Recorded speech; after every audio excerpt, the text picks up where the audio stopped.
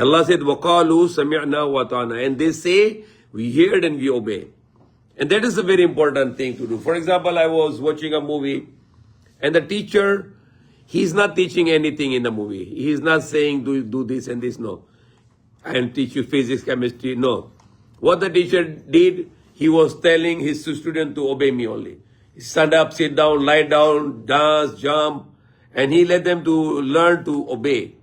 He is not teaching them anything at all. Every day he come to class and he teach them how to obey.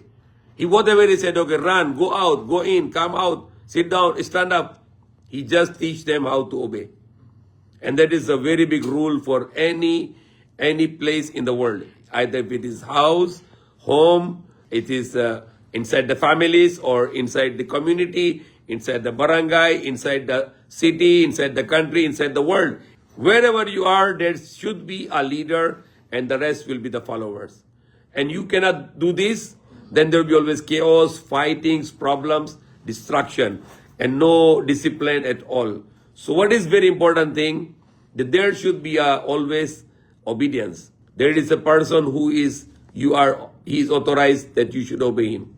He is authorized to command you, do this and don't do this.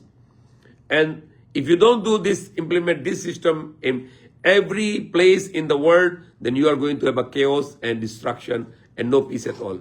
The Prophet Muhammad said, if only you are two persons, if you are only two persons who are traveling, let's make one of you is a leader, the other one is a follower. Otherwise, they are going to fight that I like this and I like this. And that's always happening in the world today. For example, the father is the head of the family in the house. The family is the head of the family. So everybody follow him. Okay, what is the time of breakfast? What is the time of lunch? Everything is rule. Rules and rules and rules. Obey and not to disobey. And overall, the God is above all of us. He command us. He command us, follow this and do this, and then we follow. And then he sent the prophets and he said to follow the prophets. And he gave the commandments to the prophets. And what the prophet said, when you obey the prophets, Allah said in the Quran, you already obey the God.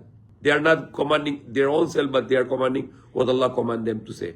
Then Allah also said, Ulil Amri minkum, and those who are authority upon you, obey them. Wherever you are, there should be a person who is going to command people.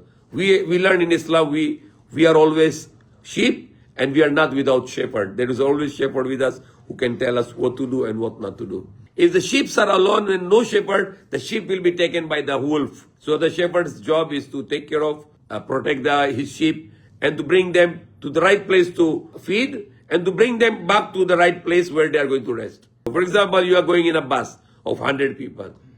And if there is no leader there in that bus, and one person said, I like to stop the bus now, I want to buy water, I'm thirsty. The other said, no, I want to go to stop right now again, I want to go to bathroom. Or I want to buy charger, I want to buy the power bank, or I want to buy the tissue paper. So there is no way that you can reach to your destination in a good time. You will be always a loser in that way. So the leadership is very important in Islam. Everywhere there is a need to people, you need to follow a person who is in authority. May Allah guide us, may Allah forgive us.